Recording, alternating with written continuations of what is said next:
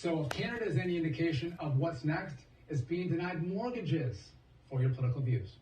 It's just about the nature of the business altogether. Because the bank has been, I'll be blunt with you, the bank has been, trying to pry away from certain, clients where they're kind of out there in the media and very strong opinionated, which is your business in a way. So we're just clearing some internal hurdles to make sure that the bank is okay to onboard you as a client internally. Spoiler alert, we did not clear those hurdles, even though I've done all of my personal banking at that same Royal Bank branch for decades. Ezra Levant is the man you just saw in that clip. He was speaking to a banker from the Royal Bank of Canada. He is the founder of Rebel News and says he was denied a mortgage because of his conservative views. Ezra Levant joins us now. So Ezra, in the video clip we played, it wasn't quite clear if you were being denied because of your political views or if it's just because you're a media personality who has a public presence. What was it?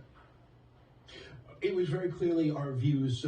I had several discussions with that mortgage officer. I just want to make it clear that our mortgage application was financially sound.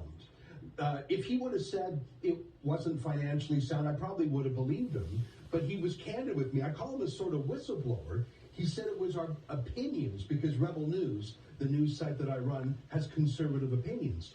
And the Royal Bank is Canada's largest bank. I should say they do a lot of business in communist China. And I wonder if they have brought some of that social credit approach that they have to use in China to Canada.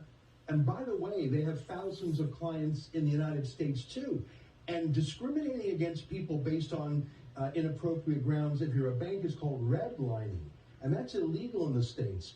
I only caught this because this banker at the local branch really wanted to give me the mortgage. He said he was fighting against the head office, and that it was the head office that vetoed this mortgage application. I think social credit, as they call it in China, or cancel culture, is here in North America. Banks in America too. Remember, Royal Bank is in America as well. So I don't know if you know this, Ezra, but I was on the Financial Services Committee when I was in Congress, and under the Obama era, they had a program called Operation Choke Point, where the federal regulators, the FDIC, would put pressure on banks to stop banking gun dealers, smoke shops, small dollar lenders. And in essence, if you can't bank, and you know this as well, if you can't bank, if you can't cash checks, if you can't process credit card payments, you can't do business in America. So the power of banking to just live your life is incredibly powerful if you can't access it, right? Yeah, and in Canada, we have far fewer banks, and they have much more power. The Royal Bank is the largest bank in Canada. I should tell you, there's a revolving door between Justin Trudeau's Liberals and the Royal Bank. Trudeau's first ambassador to China was a senior RBC Bank executive. He was awful, by the way. Trudeau just appointed another RBC executive to the Senate. So I think it's a political, I scratch your back, you scratch mine. Rebel News is hated by Justin Trudeau. We're one of the few conservative media in this country. Trudeau's made that clear. It wouldn't surprise me if the bank was doing him a favor, considering how many favors he does them. They received, Canadian banks received enormous bailouts over the years. They get tremendous privileges, even more than U.S. banks get. And I think this is a political quid pro quo. You don't want your banks to have a political criteria when it comes to mortgages. I mean, really, even convicted murderers, when they get out of jail, are allowed to get a bank account. Imagine punishing conservatives and deplatforming them. I think this is a scandal. I only found out about it by accident because I had an honest local banker.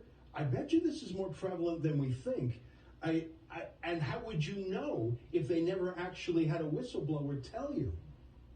Ezra, you're 100% right. But what's interesting with banking is that they need the government. So in the States, banks have FDIC insurance, right? So if banks want to be political, well, politics can be political as well. And if you want to take away woke banks' FDIC insurance, or you can take away their charter, they're chartered by the federal government or by a state government. Those are all tools that conservatives have when they get into leadership to address this wokeism that's happening in the banking industry. We're going to continue to follow this. It is going to be, I think, an increasing phenomenon across the country. So, Ezra, thanks for joining me tonight.